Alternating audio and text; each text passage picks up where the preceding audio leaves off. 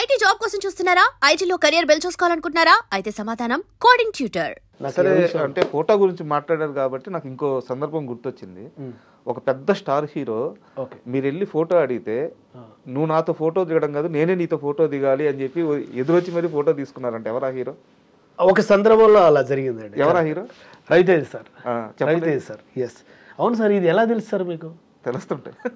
నిజంగా ఇది great sir. నిజంగా అంటే నేను యాక్చువల్లీ ఏ ఇంటర్వ్యూలో చెప్పలేదు సార్. నేను ఫస్ట్ హీరోయిన్ చార్మి వాళ్ళ ఓన్ బ్రదర్, అంటే వాళ్ళ ఓన్ బ్రదర్, నేను రూమ్మేట్స్ అనమాట. ఓకే. హీరోయిన్ చార్మి వాళ్ళ ఓన్ బ్రదర్. సో ఆ రోజు మీతి అని తను నన్ను పిలిచాడు. నేను ఫిల్మ్ సిటీలో జాబ్ చేస్తున్నప్పుడు మీతి రమేష్ సార్ ఇక్కడికి షూటింగ్ జరుగుతుందని చెప్పారు.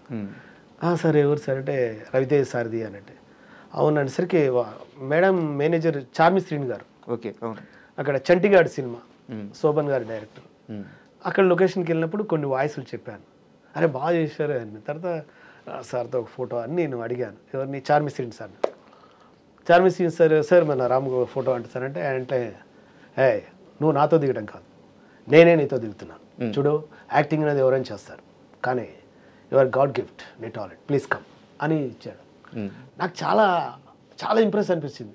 అప్పటికి ఇప్పటికీ రవితేజ్ సార్ చెప్పిన మాట నేను మర్చిపోయానండి. ఎందుకంటే ఆ సార్ ఎంత కల్మషం లేకుండా ఎంత గొప్ప మాట్లాడారు ఏంది అనిపించింది నాకు. అట్లా ఆ మెమరీస్ చాలా ఉన్నాయి సార్ నాకు. అట్లా చాలా సందర్భాల్లో ఒకనొక సందర్భంలో రానా సార్ వాళ్ళ ఇంటికి పిలిపించారు, మనల్ని పిలిపించాడు. అది మన రవిబాబు సార్ ఫోన్ చేసి చెప్పాడు అనమాట. అరే నువ్వు ఫలాని ఫంక్షన్ బాగా చేసావు, నేను ఇట్లా హీరో రానా సార్ పిలుస్తారంటే రానా సార్కి పోయి కలిశాను. ఏమన్నారు అంటే వాళ్ళ సిస్టర్ బ్యాచిలర్ పార్టీకి సంబంధించి ఒక ప్రోగ్రామ్కి పిలిచాడు అనమాట. కలిసిన తర్వాత అక్కడ ఇచ్చేయాలి సార్, పెద్దవాళ్ళు మీ అక్కడ ఏం సార్ అని అన్నాను. ఆ తర్వాత నేను సార్ టచ్లో లేను, కానీ అక్కడ వరకు పిలిపించారు, వాళ్ళ ఇంట్లో మాట్లాడారు. నాకు హ్యాపీ అనిపించింది. నేను ఎక్కడికైనా మనకు చేతినిచ్చే దగ్గర ఆ ఆలోచనని కానీ సర్కిల్ కానీ మిస్యూజ్ చేసుకోవాలని ఉండదు సార్. నాకు రెస్పెక్ట్గా ఉంటుంది. మళ్ళీ సందర్భం వచ్చినప్పుడు చెప్దాం సార్ ఇలా జరిగింది కదా అని అంటుంటాను అంతే. అంటే ఇక్కడ చిన్న డౌట్, రవితేజ గారు మిమ్మల్ని గౌరవించారు, దగ్గరికి తీసుకొని ఫోటో ఇద్దరు కలిసి ఫోటో దిగారు. రానా గారు మీరు ఒక చిన్న షో చేస్తే అది గుర్తు పెట్టుకొని మిమ్మల్ని పిలిచారు. అవును సార్. అంటే ఆడియో ఫంక్షన్ చేశాను సార్ అప్పట్లో. ఈ డైరెక్టర్ రవిబాబు గారు రిఫరెన్స్ చేశాను, నేను రానా గారు పిలుస్తున్నారు. సో అంత పెద్దవాళ్ళు మీకు అంత యాక్సెస్ ఇచ్చినప్పుడైనా సరే సార్ ఇట్లా అవకాశాలు లేక స్ట్రగుల్ అవుతున్నాను సార్, చేయాలనుకుంటున్నాను, మంచిగా యాక్ట్ చేయాలనుకుంటున్నాను, ఛాన్సులు రావట్లేదు అంటే అప్పుడు మాకు తెలియదు సార్. అప్పుడు ఓన్లీ మిమిక్రీ చేసేది సార్ మేము. ఓకే. దీనికి ఒక యాక్ట్ చేస్తే డబ్బులు వస్తాయి అన్న ఫీల్ కూడా మాకు తెలియదు సార్. అప్పుడు ఓన్లీ మిమిక్రీ చేసినాం, మా దగ్గర ఏమో అవునా అనుకున్న ఫీల్లో ఉన్నాం సార్ అంతే. ఇండస్ట్రీ వైపు సీరియస్గా లేము సార్. అప్పుడు అసలు మాకు తెలియదు యాక్టింగ్ చేస్తే డబ్బులు ఇస్తారు, మిమిక్రీ చేస్తే డబ్బులు ఇస్తారని కూడా మాకు తెలియదు.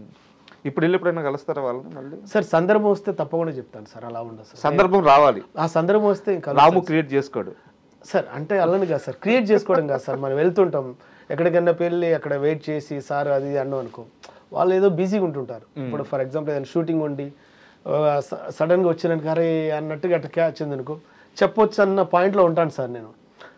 అదే నా మైనస్ సార్. అదే నాకు సరే. కాసేపు మీ సినిమా జర్నీ పక్కన పెడితే మళ్ళీ నేను జబర్దస్త్ వైపే వస్తున్నాను. జబర్దస్త్లో ఒక టీమ్ లీడర్తో ఇష్యూస్ ఉన్నాయి రాముకి. నాకు టీమ్ లీడర్స్ అసలు లేదు. ఒక టీమ్ లీడర్తో ఎవరు సార్? మీరే చెప్పండి. లేదు, నాకు అసలు ఇష్యూస్ అనేది నాకు ఇష్టం ఉండదు సార్. నేను చెప్తాను. వెంకీతో మీ రిలేషన్ ఎలా ఉంది? వెంకీతో చాలా బాగుంది సార్. వెంకీతో అసలు ఫస్ట్ స్టార్టింగ్ నేను, రాకెట్ రాఘు గారు, వెంకీ చాలా మంచి స్కిట్లు చేసాం, చాలా బాగా చేసాం. ఆ తర్వాత టీమ్ లీడర్గా వెంకీకి ఇస్తున్నప్పుడు అన్న మనకు టీమ్ లీడర్ ఇస్తున్నా, మన ఇద్దరం కలిసి చేద్దాం అని అన్నాడు. చేశారా? నేను చేయలేదు.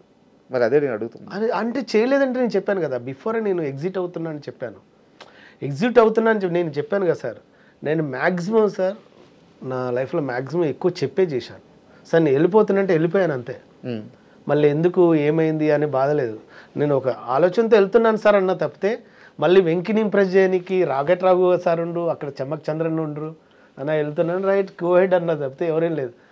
అట్లా అంతే సార్. నేను ఇంకొంచెం ముందుకు స్టెప్ వేసి ఓపెన్గా అడుగుతున్నా, వెంకీ ఈవెంట్స్ చెప్పినా సరే, వెంకీ షూట్స్ చెప్పినా సరే అది అయ్యేదాకా నమ్మకం ఉండదు అని చెప్పేసి చాలా లైట్ తీసుకుంటాడు రాము. కరెక్ట్గా అయితేనే చెప్పన్నా వెళ్తాను, లేకుంటే నా టైం వేస్ట్ చేయొద్దని చెప్పి చెప్తాడు. ఒక్క వెంకీకి మాత్రమే రాము దగ్గర అంత యాక్సెస్ రాము ఇవ్వడు అని చెప్పేసి ఒక టాక్ ఉంది. నిజమా అబద్ధం? లేదు, వెంకీకి మాత్రం అలా ఇవ్వనని కాదు. వెంకీ ఏదైనా ఉంటే చెప్పి, నేను వెంకీ కన్నా పెద్దవాడిని.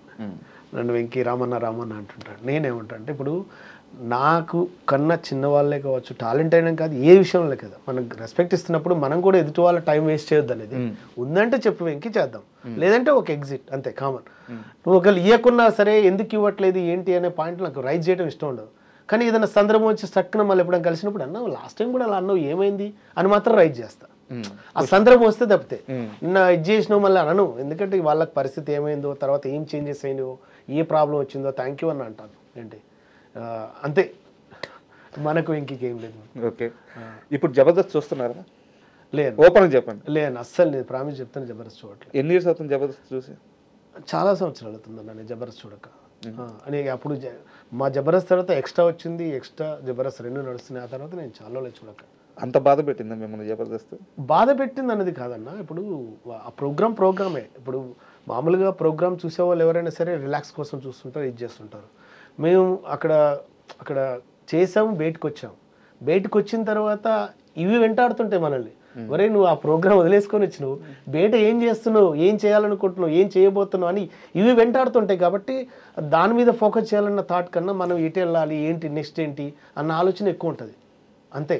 జబర్దస్త్ ఏదో ఎప్పుడైనా సందర్భం వచ్చి మళ్ళీ మొన్న రిపీటెడ్గా వస్తున్నాయి. ఇప్పుడు అవును, మన రాకెట్ రావు సార్తో చేసినవి, చంద్రన్నతో చేసిన స్కిట్లు వస్తున్నప్పుడు అరే మనం ఇప్పుడు చేసినాం కదా అని అప్పుడు చూస్తున్నాండి. అట్లా ఏది యూట్యూబ్లో. అవును, మళ్ళీ కొత్తగా అప్లోడ్ చేస్తాను అలా అప్పుడు చూస్తున్నాను. అంతే. టీవీలో అయితే మాకు చాలా సంవత్సరాలు అవుతుంది చూడక.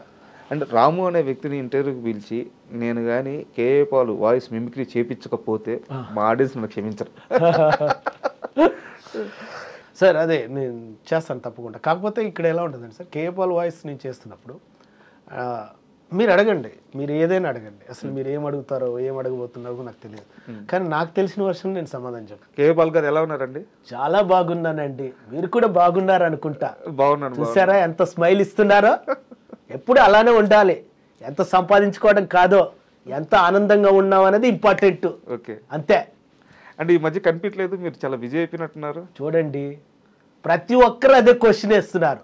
కనిపించట్లేదు అంటే మీకు కనిపించడం కోసం తిరగాల చెప్పండి. నా పనుల్లో నేను కనిపిస్తున్నాను, నా దారిలో నేను వెళ్తున్నాను. మీరు చూడట్లేదని నేను అడిగానా? అడగలేదు కదా, అదనమాట. అవును, అప్పట్లో మీకు ఆర్జీవి గారికి గొడవలైనాయి కదా, అన్నీ సర్దుమణిగిన గొడవల్ని మీరు మళ్ళీ లేపేలా ఉన్నారు. ఆల్రెడీ ఎప్పుడో సర్దుమణిగాయి గొడవలు, మళ్ళీ ఎందుకండి లేపటం చెప్పండి. ఆ రోజు ఆ పరిస్థితుల్లో అలాంటి ప్రశ్నలు వేయాలనిపించింది, వేసాం. వారు సమాధానం చెప్పారు. ఇంకా అంతే. జీవితం అంటేనే పోరాటం.